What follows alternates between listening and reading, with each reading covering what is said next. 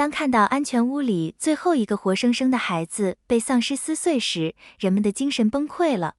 队长，你说他只是个善妒的骗子，你让我们在烟火表演时保护你和瑟琳娜，那为什么我1个月大的儿子成了碎片？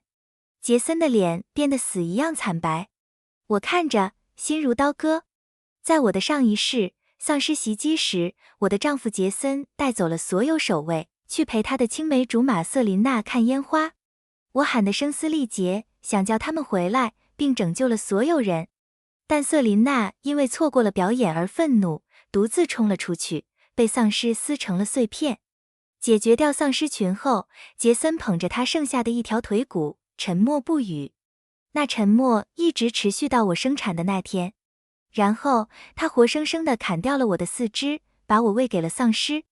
他会看着他们吃掉我，把我治愈，然后再重复这个过程一遍又一遍。你这恶毒的婊子，他曾咆哮道，你杀了他，所以你的死会比这痛苦1000倍。当我睁开眼睛时，我回来了，回到了丧尸第一次袭击的那天。我在他们粗哑的咆哮声响彻森林的那一刻重生了。出于纯粹的本能，我冲出房间，扑向广播中心的控制台。所有人注意！所有人注意！我的声音通过喇叭噼啪作响，大批丧尸正在靠近。所有人员立即撤离到安全屋。话音未落，外面就响起了第一波惊恐的尖叫。快走！我抓起腰间的砍刀，一边试图引导恐慌的人群，一边砍倒了最先突破防线的几个感染者。撤退是一场混乱的噩梦。我抱起几个吓呆的孩子，把他们推进了安全屋厚重的钢门。哐当，锁猛地关上，将我们与外面的地狱隔绝开来，哪怕只是一时。幸存者们仍惊魂未定，瘫倒在地，抽泣声在密闭的空间里回荡。一个抱着婴儿的女人抓住我的胳膊，眼中充满恐慌。艾莉亚，你得去找杰森队长，让他们回来救我们。我闭上眼睛，强迫自己说出残酷的真相。杰森带走了整个安保队去了镇边的山顶，他在保护瑟琳娜看烟火。房间里炸开了锅，烟火。现在，他疯了吗？他为了他，把我们所有人都留在这里等死。就在这时，一声震耳欲聋的巨响在房间里回荡，砰，砰，砰，钢门随着每一次撞击而颤抖，中心开始变形凹陷。照这个速度，被攻破只是时间问题。我们等不起他了。也许我们不需要他们。我说，一个绝望的想法正在形成。我转向杰森的母亲，妈，电网。如果我们能启动高压电网，就能电交他们。他的眼睛亮了起来。对，电网。他迅速拿出通讯器。房间里所有人都盯着他，他拨通了电话。片刻之后，杰森的声音传来，带着恼怒，妈，什么事？我现在有点忙。他的母亲强压怒火，语速飞快，杰森，基地被袭击了，一大群丧尸，安全屋撑不了多久了。你必须立刻启动外围电网，就现在。气氛变得凝重而紧张。开什么玩笑？他嗤笑道，电力都调给山顶的灯光了，我1瓦特也不能分出来。你想毁了瑟琳娜生日的心情吗？他居然笑了，一种冷漠轻蔑的笑声。是不是艾莉亚又在你耳边吹风了？他就那么嫉妒？我只是陪瑟琳娜看个烟火。他真有必要用这么下作的手段，让你替他撒谎，把我骗回去吗？他的母亲气得浑身发抖，你这个蠢到家的混账东西，你知不知道？线路断了。他挂断了他的电话。死一般的寂静笼罩了房间，充满了绝望。完了，有人低语道，我们真的要死在这里了。我盯着凹陷的门，心就紧了。难道即便有了第2次机会，我也无法改变任何事情吗？在那令人窒息的寂静中，他的母亲看着我，眼神变得坚定而决绝。那个安保队是我亲手训练的，他宣布道，山后有一条维修小径，我去找他们。他们不会违抗我的直接命令，我会把他们带回来。一丝希望在我胸中燃起。他没再多说一句话，从侧面的维修舱口溜了出去，等我。这是他消失在黑暗前说的唯一一句话。1小时后，主门上被撕开了一个锯齿状的大洞，一只腐烂只剩下骨头的手从破口处伸了进来，抓向女人怀中的婴儿。婴儿的啼哭被令人作呕的碎裂声掐断，母亲瘫倒在地，眼神瞬间空洞。当绝望笼罩我们时，一个身影踉跄着从侧舱口退了回来，是他的母亲。队伍回来了吗？大家齐声问道。他浑身是血块，堵住缺口。我冲过去扶住他，他的声音嘶哑而微弱。我那混蛋儿子，他把每条路都封死了。他设置了防御，确保没人能打扰他宝贵的生日。他的眼睛因愤怒和无助而布满血丝。一股寒意爬上我的脊椎，我踉跄后退。杰森如此决意要把我挡开，以至于连他自己的母亲也一起挡了。不，我们不能就这么放弃。我看着周围惊恐的面孔，如果叫不动我们自己的人，我们就向外求援。我冲向紧急通讯设备，疯狂地切换频道，联系附近的其他前哨站。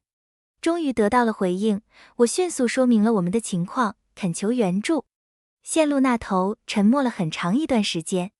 抱歉，那个声音终于说道，我们不能派遣援助。1小时前，我们收到了杰森队长本人的优先通讯。他警告我们说，你们基地可能有人会发出虚假求救信号。他的直接命令是，今晚无视来自你们地点的任何和所有援助请求。他做到了这一步。为了保护瑟琳娜的生日派对，他主动切断了每一条生路，算计了每一种可能性，并封死了我们的坟墓。他母亲的脸色变得惨白。我是杰森的母亲，我恳求你。女士，那个声音打断了他，依然冰冷而专业。队长特别强调过。他说，我们应该尤其要忽略来自您的任何命令。他声明，除非您亲自到我们的门口请求援助，否则不会派遣任何支援。线路再次中断。亲自去？穿过数十英里的丧尸之海？这是一次自杀任务。门上的破洞被临时堵住了，但我们都心知肚明，这只是个权宜之计。我搂住他的母亲，妈，我跟你一起去。我瞥了一眼地上新鲜的血泊，声音冷硬如钢，这里的每个人都指望着我们。如果我们留下，就是死；如果我们去，还有一线生机。他看着我，目光深沉而审视，最终他点了点头。我们在黑暗中穿行，我尽力支撑着他。他的左臂不见了，被丧尸旗根撕掉，伤口仍在流血。翻过这个山脊，就快到了，他喘息着说。爬到半山腰，我们已经能看到远处临街前哨站的灯光，希望在我们胸中涌起。然后世界爆炸了，一枚烟火，一颗军用级的信号弹在我们面前炸开，冲击波猛地将我们抛向空中。我头晕目眩地抬起头，看向山顶，看到了他，杰森，手臂搂着瑟琳娜。他嘲弄的声音通过一套扩音器在山谷中回荡。艾莉亚，我就知道，装可怜没用，你就决定来硬的了，是吧？他的声音变得冰冷。我就知道你不会放弃破坏瑟琳娜的生日的，我不会让你得逞的。爆炸加剧了，一场致命的光与火之雨。妈，你得告诉他，是你，我尖叫道。他的母亲用尽所有残余的力气，朝山顶喊道：杰森。有那么一瞬间，一片寂静。然后，杰森的笑声比之前更响亮、更疯狂，从山上回荡下来。距离太远了，他只能看清我们的轮廓。艾莉亚，为了毁了他的事，你还真是无所不用其极啊，是吧？他喊道。先是让我妈在电话里替你撒谎，现在又雇了个女演员，还是个截肢的。你真以为我会相信？他的母亲气得浑身发抖。就是我，你这个蠢货。是你吗？你连我的声音都听不出来了吗？有那么一瞬间，我看到了杰森脸上闪过一丝疑虑，但瑟琳娜立刻拉了拉他的袖子，声音带着故作受伤的颤抖。杰森，我知道艾莉亚一直不喜欢我，也许我们应该取消我的生日。我们可以回去。他的声音低了下来，没关系，我习惯了。这就够了。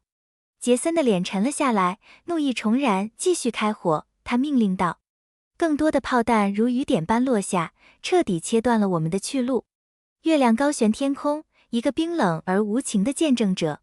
没时间了，他的母亲说，抓着我的肩膀的手收紧了。我来吸引火力。你必须走，你必须去求救，回来救他们。他把我从他身边推开，他们都在等你。他开始踉跄着朝山顶走去。我挣扎着追上去，想抓住他仅剩的手臂。妈，不行，他们认不出你，他们会杀了你的。杰森的声音比坟墓还冷，从山顶传来。艾莉亚，如果你执意要死，就为了破坏瑟琳娜的夜晚，那我乐意成全你。他将一个火箭筒扛上肩，下一秒，一枚巨大的烟火弹呼啸着朝我飞来。艾莉亚，小心！他的母亲扑向我，把我撞倒在地，用她残破的身躯护住了我。轰！爆炸震耳欲聋，是几乎震碎我耳膜的物理冲击。一股浓稠、温热的血雾溅了我一脸。他的身体软倒在我身上，他的后背被炸开一个巨大的、空洞的伤口。我的手颤抖着伸向他，只摸到温热粘稠的湿意。我轻轻摇了摇他，但没有任何反应。一声原始、野兽般的哭喊从我喉咙里撕扯而出，妈！瑟琳娜娇滴滴的声音从扩音器里飘下来。艾莉亚，你最好把尸体推下悬崖，否则丧尸闻到血腥味也会来找你的。山顶上的一些守卫目睹了全过程，脸上写满了不确定。一个年轻的守卫凑近他的朋友，他看起来不像是装的，他犹豫道。万一他说的是真的呢？万一基地真的出事了？他的朋友打断他，你疯了吗？要是真有事，队长能不知道？又是他嫉妒瑟琳娜的老把戏罢了。你知道女人什么样？但年轻守卫坚持道，但万一呢？我们的家人可都在下面。一个队长走了过来，声音严厉，队长不会拿我们的家人冒险。别说了。片刻之后，我被粗暴地拖到了山顶。我遍体鳞伤，浑身是血污和泥土。瑟琳娜走了过来，脸上挂着一副完美的关切表情。哦，艾莉亚，你流了好多血。来，让我帮你。她伸手要碰我。别碰我，我怒吼道，猛地甩开她的手，力道大得让她一个趔趄。艾莉亚，杰森咆哮道，你的小心眼真是没边了。瑟琳娜好心帮你，你就这么回报她？她大步走过来，一脚踩在我的小指上。看来不给你点教训，你永远学不乖。一阵灼热的剧痛传遍全身，我蜷缩在地上，但我自己的痛苦不算什么。安全屋里的人们，他们还在等着。我强迫自己抬起头，迎上杰森的目光。杰森，我说道，每个字都像玻璃碎片。安全屋就要被攻破了，你在这里浪费的每一分钟都多死一个人。你听不见吗？我恳求道，声音嘶哑。你听不见丧尸撞墙的声音吗？听到这话，瑟琳娜突然哭了起来。杰森，对不起，都是我的错，我不该过生日，我甚至不该存在。他把她护在怀里，用充满恶意的眼神瞪着我。艾莉亚，这场戏你还要演多久？基地拥有海岸线上最好的防御系统。怎么可能？我打断他，绝望让我的声音变得空洞。你所有的精锐守卫都在这里，保护你和他的安全。电网所有的电力都被调到这里，给你的灯光秀了。杰森，你会后悔的。